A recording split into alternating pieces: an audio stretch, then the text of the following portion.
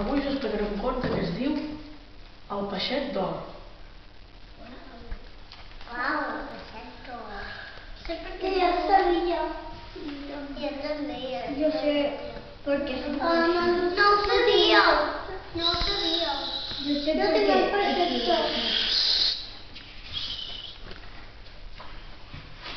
Hi havia una vegada un vell que era pescador i vivia amb la seva dona en una cabana de la vora del mar. Eren molts i molt pobres. El pescador anava cada dia a mar a tirar la xarxa mentre la dona s'estava a casa filant i treballant a l'hort. Un dia que el pescador havia tirat la malla en arrossegar-la a la platja, li va semblar que més pesada del costum. Quina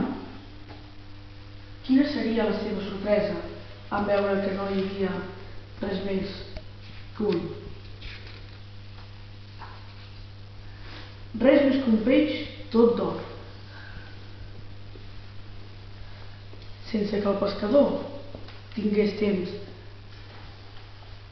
de refer-se de la sorpresa, el peixet li va dir: «Deixa'm anar per tot favor, t'ho demano, veuràs que no et penediràs.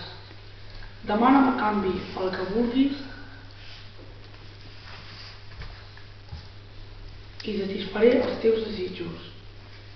El pescador, que tot i ser vell i haver passat molts anys al mar,